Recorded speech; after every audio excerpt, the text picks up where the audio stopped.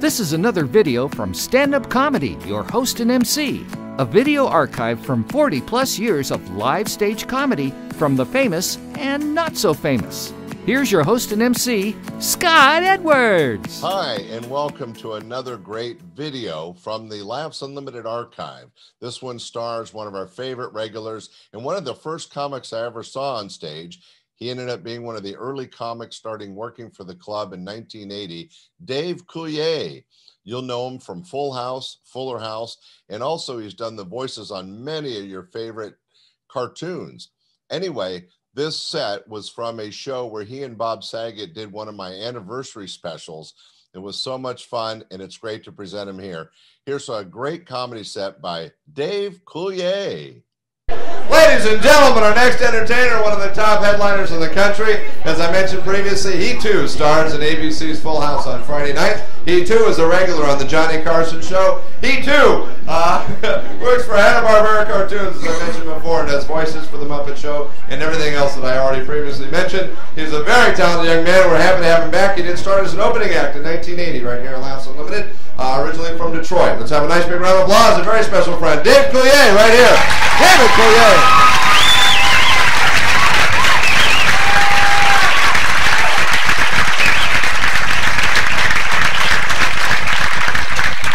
And let's hear it again for my buddy, Bob Saget. Ladies and gentlemen.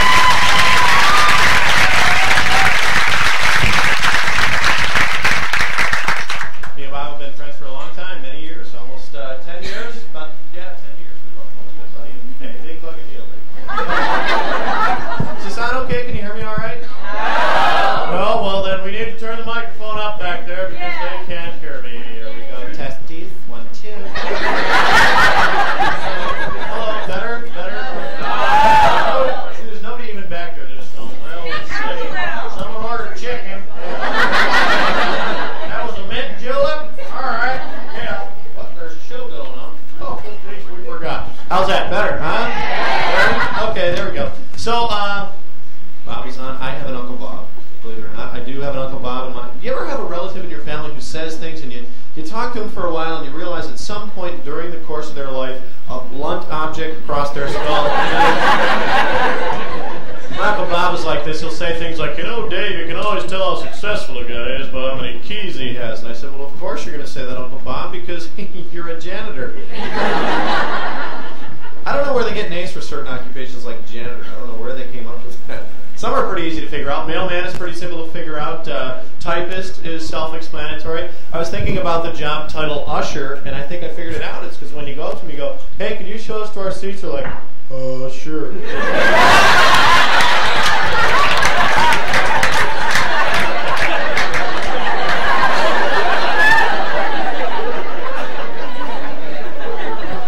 So by round of applause, how many people are here on a date this evening? Dates, where are you? How many are on the last date this evening? Anybody? Yeah, it just went terrible for the whole time I picked her up. Or maybe it was the other way. I hate him, he's a real dick. Why is it that when someone gives your date a compliment, you always take credit for it, like you had something to do with it? You know, someone will go, you know, your girl was really a doll. It's like, well, thanks, I made her at home with my chemistry set. Trying to make a dog, too. I don't think I have enough zinc. So I'm a single guy, and dating is kind of strange. It really is kind of weird. I dated a girl who lives in a Winnebago, which was real strange for me. I went over to pick her up for the date over at the lot, and so we sat there for a while, and we decided we were going to take her place to dinner, and yeah, it was a little strange trying to drive a freighter there, and we got there, and dinner was great. Food was very reasonably priced, but $90 to park that damn thing. So we got back to the lot, and you know, we had a couple of glasses of wine. It was very romantic, and she said, just, you know, we started, you know, had our first kiss, and she said, wait. And I said, what's the matter? And she said, I want everything to be just perfect right now. And she went over and she turned on her electric fireplace, you know, the kind that has looks like a silver log that spins in front of an orange light bulb. And she said, wait, I just want to put another piece of tinfoil on the fire. That is romantic. And so then we were there, and we were kind of getting into it, and said, well, are you practicing safe sex? And I started thinking, what the heck is safe sex? In a Winnebago, making sure the parking brake is still on. So then we started, getting into it there, and she pulled a muscle, and I think I'm going to be okay.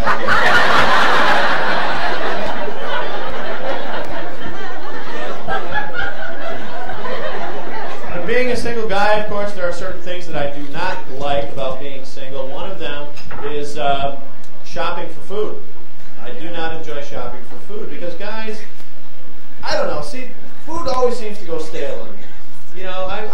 Guys will leave food out for months. Right? Apples are bad food because an apple will remain red for months. You bite into this thing, there's little hordes of people living in this apple. Now, bananas are a great single guy's food because bananas, you can work it with a 3 basic color scheme. There's a 3-color scheme that goes along with bananas. Sure, you see them in the store, they're green, I'm going to buy them. That's a tip-off to me. I can leave these sit for at least a week and a half, and they're still good to eat because they're green when you buy them. Just wipe it on the tablecloth. Of course, when they turn yellow, you know that it's good to eat these things. And then, of course, when they turn brown, you're pretty much thinking, I'm going to give them to Mom so she can make me a banana bread. And I hate to clean. I do not enjoy cleaning up. Oh, no. Because, guys, see, we figured when the dishwasher's full, it's probably time to clean the rest of the house. Right? Everything pretty much revolves around when the dishwasher is full. And guys, we'll do this, right? We'll do this. You say you have a full load of dishes in a dishwasher. So you dirty one glass. Now, rather than empty the dishwasher, you do that whole load, you dirty the glass, you put the glass back in, do the whole clean load over again. Why empty it and waste your own valuable time? My mom, I'm going back to see my parents in a couple of weeks, and I stay with my parents, which of course is always just a dream come true. My mom still expects me to go shopping with her, and I should point out shopping is my mom's sport. She holds a long jump record for diving into a bargain bin 24/6. And she cleared 3 other bargain shoppers to get there. It's like, in there, out of my way, bitch, grab the gloves, wave them in the air. It was a new record, the ref's hands went up, it was a great day at the mall. Yeah, I'll never forget it. But when I was a kid, my mom, she would get so excited, she would run into my room, and it was just like, let's go shopping, come on, let's go! And the more my mom got into it, the higher her voice got. One day she ran into my room and just went, the dog's ears went up, and I said, I'm not going, Mom. Sparky is the tip-off here. Because that was the last thing we wanted to do when we were little kids was shop with our moms, because we knew from past experience it was going to be a good 15 to 20 hours out of our lives that day. And when you're little, you get into all kinds of trouble, especially when you're out shopping with your mom, you're in that department store. Now, trouble for me was I used to hide in the clothes racks. Did you do that? I used to hide in the clothes racks and just wait for those lady shoppers to sort through, get to me, and then, I'm on sale, lady. I'm a living bra, and I'm half off.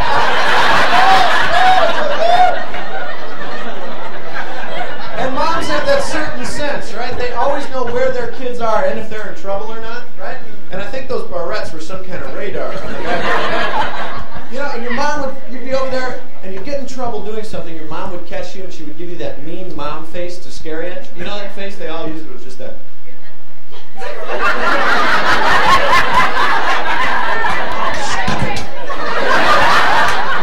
Then she would start doing this with her lips. She would start going.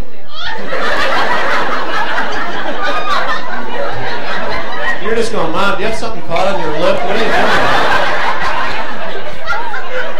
Then she would turn her head real slow, like she was going to keep on, and her eye kept on traveling on a track all the way under. Now the next time your mom catches you again, so now she starts yelling at you like her teeth have been glued shut.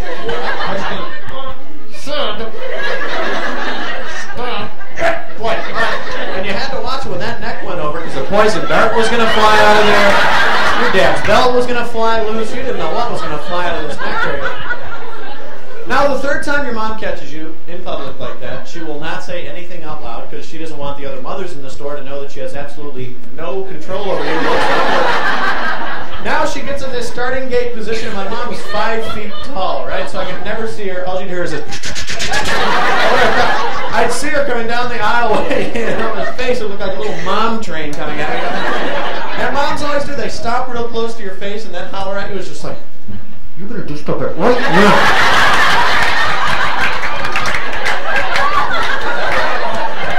Do you hear me? Do you hear me? No, Mom, I can't hear you. I guess you're so close the sound is going into my forehead. Well, you better just stop it right now. Do you see all those people over there? Do you see all those people? I will pull your pants down in front of every one of those people and just a little butt, you know? And she's so close, your hair is getting this little spit perm going. It's like, all right, Mom, boy, give me a spit mask or something. Okay? I need protection if you're going to holler that close. And our moms are very wise. We forget about this sometimes. As we grow older, we forget about it. Moms were very wise. They had that child psychology constantly at use in their favor. See, whenever our moms got mad at us, they were allowed to change any word they wanted into a verb. Right? Remember how that worked with something like, hey, Mom, can I have a cookie? Ooh, I'll cookie you.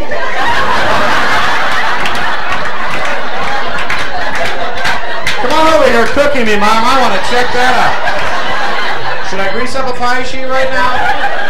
I'll get some friends you can make a batch. How does that? Yeah, maybe if I'm real bad later, you can donut the hell out of me, Mom.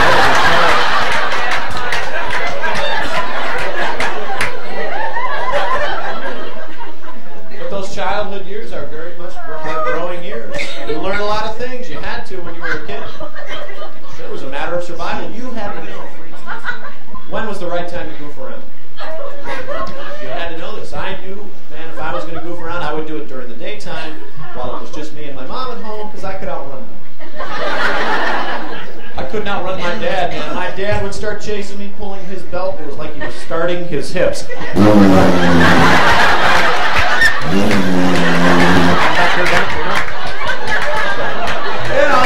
Every time my dad pulled his belt, he ran faster. I thought for years, well, maybe my dad's a riding lawnmower. I didn't know. He's running through the living room screaming, Toro, Toro. I'm going, put the rear bagger on, you're knocking stuff off the shelves, Dad. Pulls one more time, now his pants fall to the ground. Can't get them started, they're flooded. Who would have known? My mom, I could outrun my mom because she didn't run with her legs, she ran with this arm power thing. You know, this twin propeller thing, she's coming up. I was going, Mom, you're going to take off, and I don't think you have clearance from the tower. And my mom would say stupid things to me while she was chasing me, like, don't let me catch you! Don't let me catch you! I'm going, well, this works out great, then, doesn't it, Mom? Because I'm not letting you catch me.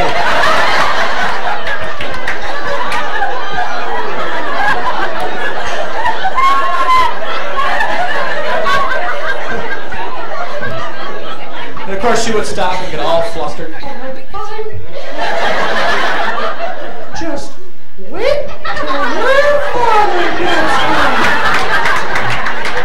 Boy, how many times did we hear that? Huh? We always had the same response. Yeah, sure, Mom. We're swinging the dog and the cat around.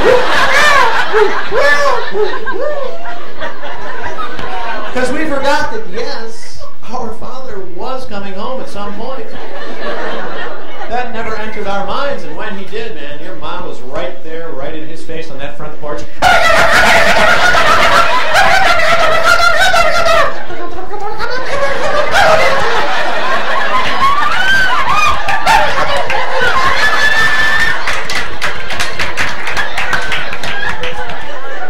dad's just standing on the front porch going, why didn't I use condoms? Why didn't I use condoms?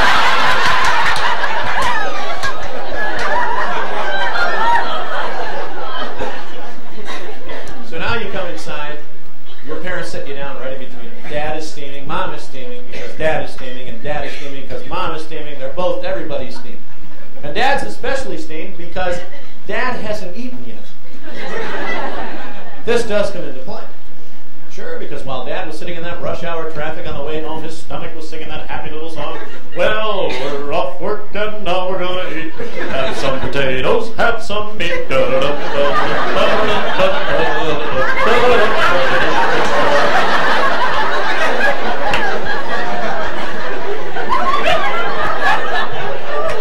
Now he's home and he's got to deal with you and Mom first before he can get to his food. So now he's looking at you. His stomach is still singing that little song. It's just that the lyrics have changed now as he's looking at you.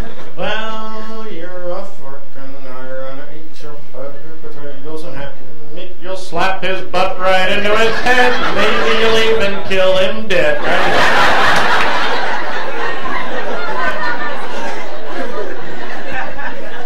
Sitting there trying to bribe him. Honey, just have a potato. I don't want a potato. Right, so now they started on here. Right? Mom's laying out all the stuff you did during the course of the day. And Dad's asking you if you did that stuff. He's like, and you can't lie. You're like. So Dad's talking and he starts giving you those little love taps into the back of your head. He's like. Then Mom starts getting into it. You know, pretty soon they've got a little tennis match going with their skull. Mom is serving over to Dad. Dad's returning with incredible backhand shots. Right? You know, and I mean, you fly right out of the room. Your sister runs in like the ball boy, and he broke my bike too. Back onto that court.